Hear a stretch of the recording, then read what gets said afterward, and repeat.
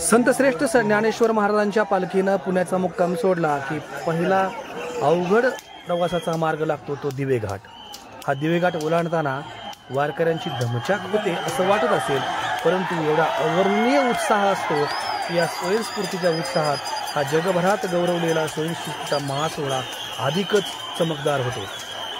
गेल्या वर्षी पाऊस नव्हता, यावर्षी दिवे घाटाच्या परिसरामध्ये चांगला पाऊस होता। पावसाच्या रिमझिम धारांनी वारकऱ्यांचं स्वागत केलं आणि त्याचबरोबर पालखीचं देखील। यावर्षी रथाला 6 जोड्या बैलांच्या जोडलेल्या होत्या आणि या 6 जोड्यांनी हा रथ खालून वरपर्यंत ओढून आणला। दिवे घाट सरला, दिवे घाटाच्या वरती आलं की वारकरी धाव घेतात। जसं वाखरीच्या ठिकाणी गेल्यानंतर, भंडी शेगाव ठिकाणी गेल्यानंतर धावा करतात, तसाच धावा दिवे घाटाच्या ठिकाणी देखील थोडाफार होतो। त्याला कारण असं की दिवे घाटाची अवघड चढण करून पंढरीच्या पांडुरंगाच्या आशेनं चाललेला हा पायी सोहळा अधिकच ऊर्जावान आणि अधिक प्रेरणादायी ठरतो आणि म्हणून हे वारकरी या ठिकाणी थोड्या वेळ का होईना धाव घेतात, कारण खूप मोठा अवघड घाट त्यांनी पार केलेला असतो। आज दिवे घाटात ही पालखी आली तेव्हा अवर्णनीय उत्साह होता। माऊली माऊली माऊलीच्या जयघोषामध्ये सारा परिसर दुमदुमून गेला। अख्ख्या दिवे घाटाच्या परिसरात डोंगर माथ्यावरही सगळे भाविक आणि सगळे दर्शक या ठिकाणी पालखीची आतुरतेने वाट पाहत होते। यावर्षी पालखी थोडी उशिरा आली, परंतु ज्या पालखीच्या दर्शनाची आस लावून सगळे थांबलेले होते त्यांनी पालखी दिवे घाट चढलेला पाहताच माऊलीच्या जयघोषाने आसमंत दमदमून टाकला। त्या दणाणून गेलेल्या सगळ्या घोषणांमध्ये आणि माऊली माऊलीच्या गजरामध्ये खालून टाळांचा गजर होता। टाळ आणि टाळ्या एकत्र आल्यानंतर आणि माऊलीचा जयघोष झाल्यानंतर किती दुग्ध शर्करा योग असेल पहा। हाच दुग्ध शर्करा योग आज लाखो डोळ्यांनी दिवे घाटाच्या वरती अनुभवला। आज दिवे घाटात संध्याकाळी 6:30 वाजता पालखीनं दिवे घाट पार केला। गेल्या वर्षी 5 वाजता हा दिवे घाट पार केला होता। यावर्षी समाजही जास्त आहे आणि उत्साहही। 6 बैलजोड्या यासाठी जोडण्यात आल्या होत्या। दिवे घाटाच्या वर आल्यानंतर या बैलांना पंखा दिला जातो, त्यांना हवेचा आस्वाद दिला जातो, हवा दिली जाते आणि काही काळ का होईना या ठिकाणी पालखी सोहळा थोडासा विसावा देतो, थांबतो। तो हे क्षण, हा क्षण लक्ष डोळ्यांनी वारकऱ्यांनी, भाविकांनी आणि नागरिकांनी टिकला आणि त्यानंतर पालखी सोहळा सासवडकडे मार्गस्थ झाला। तत्पूर्वी झेंडेवाडी इथं पालखीचा विसावा असतो। या ठिकाणी पालखीचा काही काळचा विसावा उरकून पालखी सासवडकडे निघते। यावर्षी ज्ञानोबांचा मोठा फोटो आणि पावले चालत ही पंढरीची वाट असा थाट फुलांचा या रथावरती करण्यात आला होता। अतिशय छानपैकी सजवलेला हा रथ पुण्याचा मुक्काम ओलांडून दिवे घाटाच्या मार्गाने सासवडकडे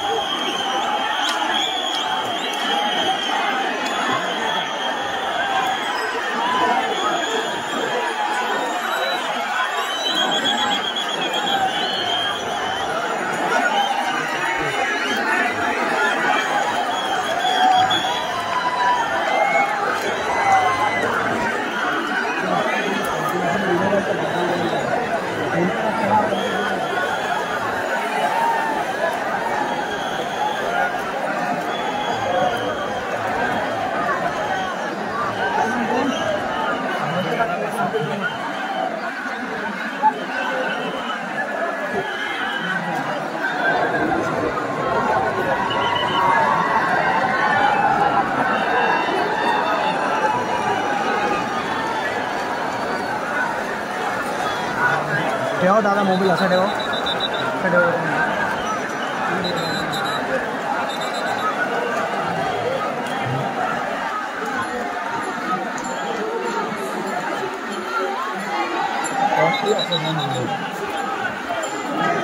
आणखी